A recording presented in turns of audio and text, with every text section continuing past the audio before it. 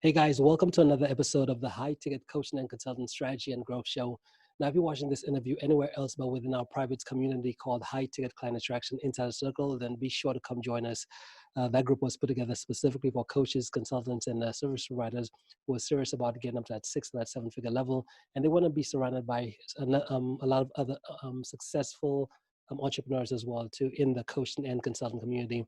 So if that's you, definitely come check us out. Our community has grown to like past 6,000 members, which is pretty exciting. So again, if you want to check us out, we'd definitely love to have you. Now today, I want to introduce you to one of our members, one of the members of our community, Keisha Richards. Welcome, Keisha. Thanks for having me. Awesome, Keisha. So tell us, what is it that you do? I do a few different things. So let's go down the list. So one of the things, my husband and I, we own a business together. We're entrepreneurs. So that's normally our main, where I spend a lot of my time up until recently. Mm-hmm. So in the last 2 years, I've been doing life coaching, speaking. I've written 2 books, written and published two books. And I also have a membership program that deals with purpose that I do offer. Mm-hmm. So those are a few of the things that I do. Okay, so awesome. So yourself and your husband, you run a business as well, and also you do the life coaching, speaking, and the membership? Yes, sir. Okay, perfect. So tell us, what got you started? I guess let's take the life coaching side of things. What got you started with the life coaching? Okay, so the reason why I started life coaching as a business, let's go at it from that angle, where I was reaching out to helping other people. In 2013, 2014, my daughter got sick, and then my son got sick, and both of them were sick at the same time. They were going through a lot of different ailments, but we could not get an answer from the doctors. So as I went through it, I realized that it was lonely. There were no answers. When we did get an answer, it was nothing positive. It was something that was not good, that could possibly cause death. So, going through it, I felt lonely. I felt frustrated. I'm just like, I can't do this because you feel as if you have done something wrong. And there was no one on the other end talking to me and telling me that, no, this is just a process. So I could not interpret what was happening to me. So the more we went through, it continued for close to 3 years. Was that a bird? Did I just hear a bird back there? Yeah. Wait, is that a parrot? Yes, it's a green cheek Connor. Uh-huh. So whenever he sees anyone in the house, that's mm-hmm. what he does. Oh, that's your burglar alarm right there. we could take a quick pause if you need to check. No, he's fine. My daughter went downstairs, so he saw her, so he was excited about her. Oh, there he goes. Nice, yes. Nice. Yes. Okay. Goodness. So yes, sorry about that. No worries. I'm just messing with you. I'm having fun back here. It's the beauty of working from home and operating a business from home. Mm-hmm. So yes, that's really how it started out. It started out by just being lonely and couldn't understand, and it was just negative and negative and negative, and it just kept getting worse. Both of their condition kept getting worse. There were a few times when my son, while being hospitalized, there were some nights I wonder what was going to happen. Mm-hmm. So as I went through it and I started to realize, I'm just like, there are other people. After a while, I started to observe, and there were other parents, other mothers, other fathers, grandparents that I would meet in the hospital because their child was also going through something. But throughout the process, especially when I got towards the end of it, I started to realize that their condition, for some of them, it was way worse than my son's. So I started to use my son. Okay, well, it is bad, and I know it's bad for us, but it could be worse. Mm-hmm. So as I started to look at that, and being from the island, one of the things, is strong in our DNA, is our relationship with God. So that was something that I started to lean on more and to understand, okay, really, who is God? And if he can heal, why he wasn't healing my kids. So we went through it. Both of my children got healing. It was just literally one moment they were sick and the next moment they weren't. My son, he got off the feeding tube overnight because he was on a feeding tube for months, and they had no idea how long it would have taken. So once we got to the end of it, I started to write, because I started to realize towards the end of the process that it really wasn't about my children. It was about me and an awakening of something within me. And when I started to evaluate, I realized that for most of my life, I had always been sharing guidance to other people. Even when I thought my life was a mess, people always had this trust in me and what I said, and trusted me to come and talk to me about what was going on in their life. And then they would come back and like, oh my God, you said I should do this, and I did, and it worked out perfect. And I started to realize that, okay, fine, there is more to this, but I didn't have the words for it. I couldn't put, to say, okay, yes, I'm a coach, because I know I didn't want to be a counselor, didn't want to be a psychiatrist or a psychologist. So I'm just like, what exactly, am I supposed to be doing? So the first thing I did was I wrote a book where I spoke about the experience, and from the experience, how it changed the way I thought and the way I process things in life. So once I was finished, I started to see a mentor, and she said to me, she said, that's what you are. She said, you're a coach. Mm-hmm. She said, you're a life coach. And she started to break it down to me, what exactly it meant to be a life coach. And I was just like, yes, yes, yes, yes, yes. That's definitely what I want to do. So that's how I turned it. I got certified, and I actually turned it into a business. And it is something that I'm very passionate about, because I now realize if a lot of issues that people go through in life, if they had someone there, not just to motivate, but to give them solid advice, they would make decisions differently. At the beginning of the process with my kids, if I had someone talking to me and giving me more of a guidance and how to deal with things, it would have been different. The stress I went through, the way I stressed and just worried and spent hours out of the day worrying, I would not. Mm-hmm. So that Awesome. was part of the reason why I said, if I can do the same thing, be that person for someone else, then half of my purpose is being fulfilled. Mm-hmm. Love that. Love that. That's pretty powerful.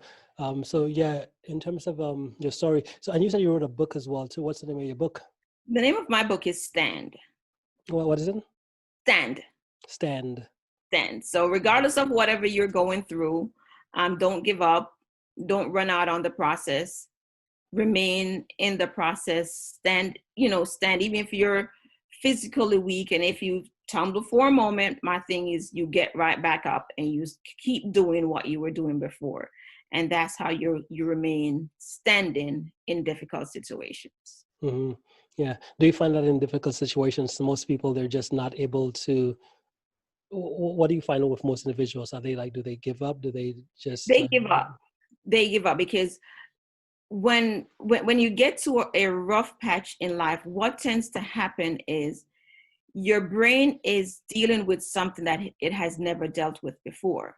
Your brain, your emotions, sometimes it's your physical body. It's dealing with something that they have never dealt with before. So you always have, there's two types of people. You either fight or you fly, the fight or flight. So most of us are of that method where I'm just going to run away from this situation. But there are some things you cannot run from. So so the other individuals, they'll just freeze in it, and they complain, and they'll talk about it over and over and over and over, but not realizing talking about it without coming up with a plan at the end of the conversation is just complaining. Mm-hmm.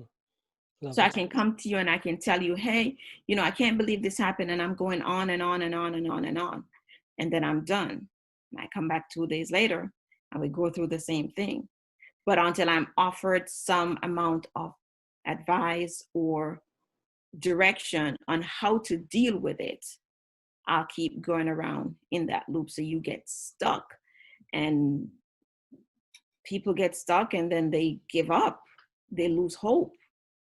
Because when Mm-hmm. situations get tough, you lose hope, because you can no longer process what is going on here. How can it benefit me? We see it as a negative. Mm-hmm. Awesome. So based on where you are right now, maybe the level of success you've created in your life and your business, have you had any breakthroughs over the past maybe several weeks? I love asking that question because I know for myself, right? As I go through my journey, I'm always having these big breakthroughs in different things. So over the past maybe say a few days, few weeks, have you had any type of big insights, big breakthroughs you've made? You said something on in the group a few days ago, and you said one of the things about failing faster, and that's the difference between someone who will succeed. They'll some individuals, they'll take 6 months, another will take 2 years, a year, some will take a few weeks. And you nailed it, because it was something that I had been thinking about.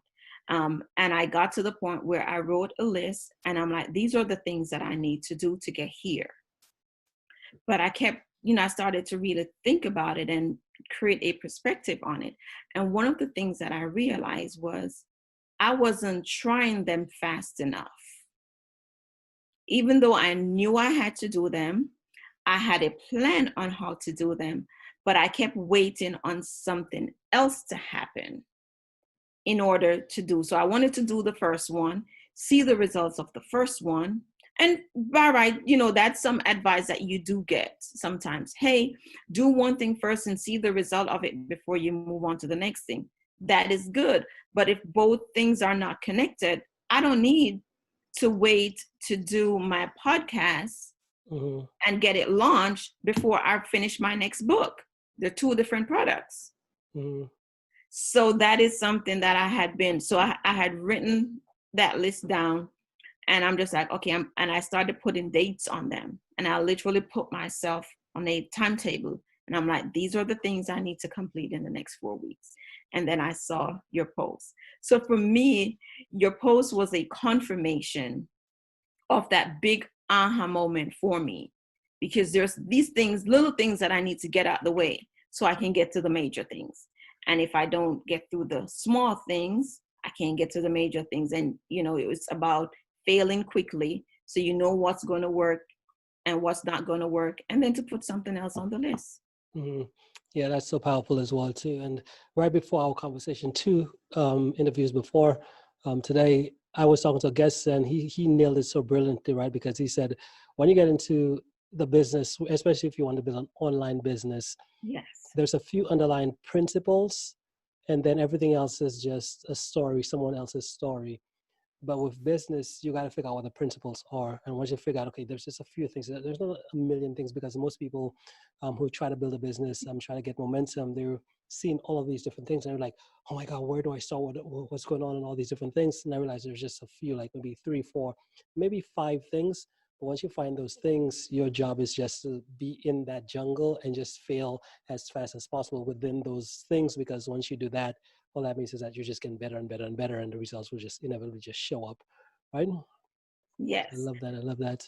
Yeah. Because it's a system, but it's not a system at the same time. Because Mm, people don't like the word system, but really and truly, that's what we're working with. It's a set of steps that we have to take in order to get to a goal. Until you go through each and every single step, You cannot see the first goal being accomplished. You won't know if it was a failure, if it was a success. So we jump from one task to the next. Oh, I'm doing this. I'm doing this. But if you're not working through each task based on that system, Mm-hmm. you're gonna feel as if you're just failing all the way around, and that's really not the truth. Yeah, love it, awesome. So in essence, what about I know you shared a pretty good story as far as just what got you to the place where you are in your life as far as with your kids and stuff like that. What about skills wise? What's one skill you'd say you've developed that's gotten you to your level of success today? One of the skills for me, tangible skills, is my ability to think quickly. Mm-hmm. Because that is something in business. It doesn't matter if you offer a service business, a product business, somewhere where you're in someone's face, you have to think quickly, and you can't overthink what is happening in front of you. Mm-hmm. So Awesome. that's one of my skills that I have, that I know personally I have really developed, and I've taken it to a next level, just from just doing.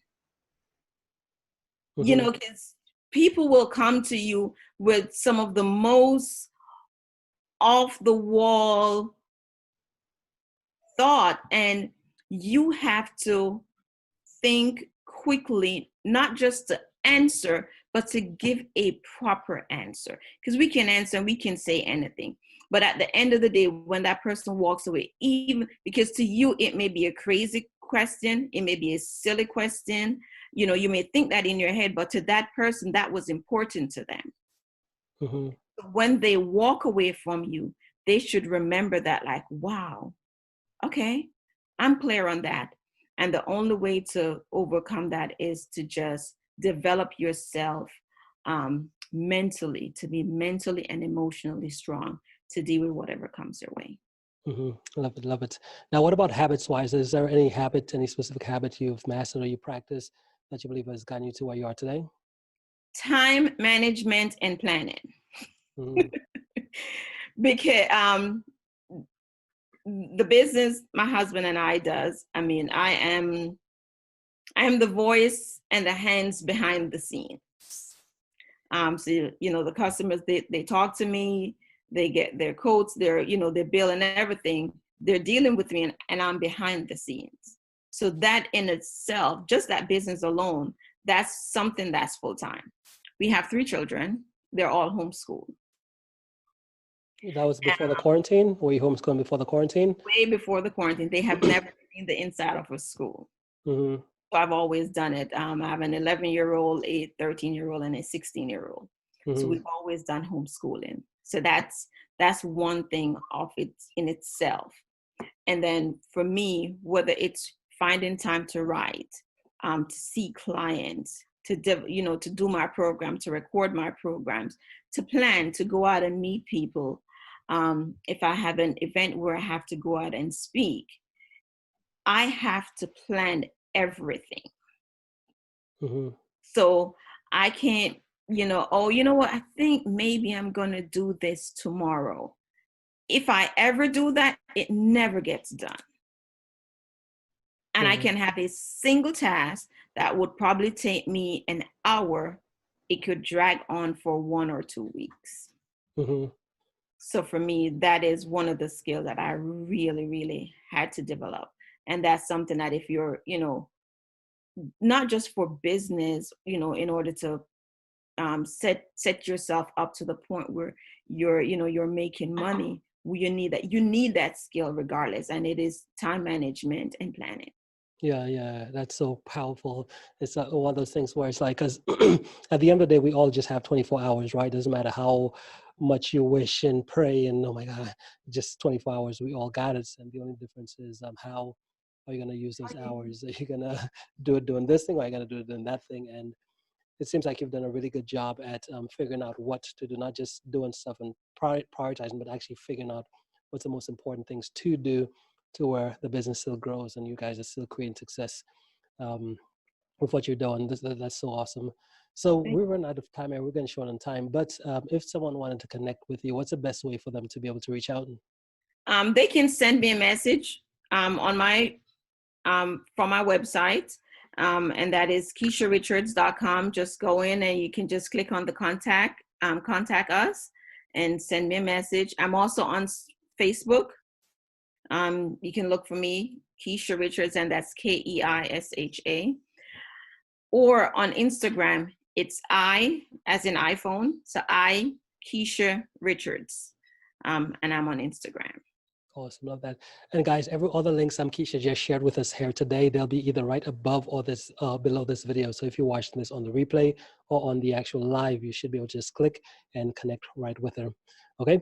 Well, Keisha, hey, thank you so much for making the time to be here today. Definitely enjoyed meeting your parrot. Yes, thank you. Definitely. Thanks for Yeah. having me. Do you have any final thoughts before we end? You know, one of the things that I just want everyone to think about, especially during the season that we're in, and there's so many different information going around. One thing I want everyone to, you know, yes, it's a change of routine, and change is good. That's what I want to remind everyone. Change is good. Change is not always bad. And sometimes it's in the change that you find that there is more to you, and that you can discover a new business, a new business venture, or a new gift within yourself during that change. So as difficult as it may seem, do not fight it. Just go with it. Take the time, spend some time to be with yourself. The time that you would have been outside, spend it inside, reflecting, doing some reflection. And there's so many treasures hidden on the inside of us. It's amazing when we stop and think. I love it. Awesome. Hey, well, again, thank you for stopping by. Thank you for sharing. And we'll be in touch, okay? All right. Thank you.